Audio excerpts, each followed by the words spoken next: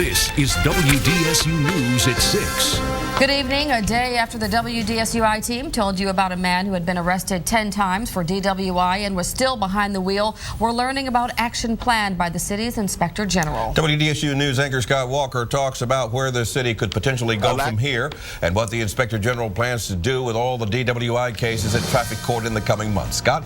Norman, Camille, one man, 10 DWI arrests and no prosecutions. George Sims has managed to avoid trial in all of the cases dating back to 1984, a span of nearly 30 years, and all the cases are still pending. Now the city and the Inspector General are considering what is next.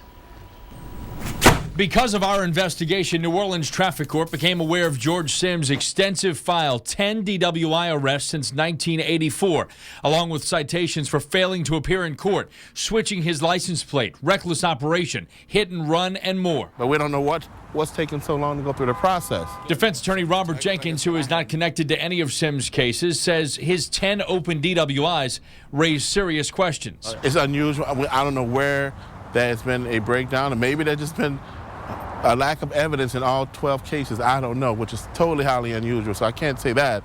All I can look at is what you gave me, and it's highly unusual, this type of situation. During our surveillance of Sims, WDSU cameras caught him behind the wheel, leaving his New Orleans business address on Serapeau Street.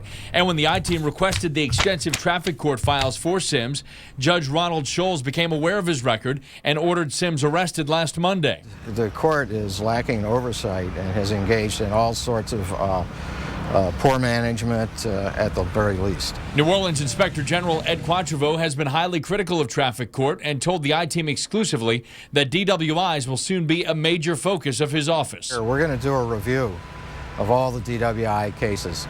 We decided to do that based on what we saw in our review of traffic court with respect to the non-DWI.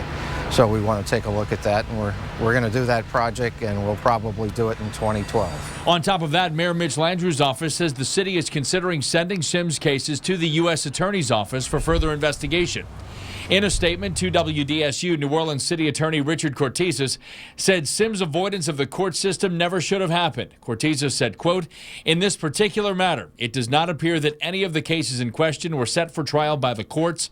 It's totally unacceptable." It appears that it's a pretty lenient court. Sims spent 3 nights in jail before bonding out last Thursday. On Friday morning, we confronted Sims, but before we could talk to him, the driver of the car he was riding in sped away. His next court date is set for March 6th. And local reaction has been strong since our investigation aired. Tonight on WDSU News at 10, harsh words for a man who lost his son in a drunk driving incident back in 2006. And a reaction from the local branch of Mothers Against Drunk Driving. Plus, your thoughts from our Facebook page. Norman? All right, Scott, remember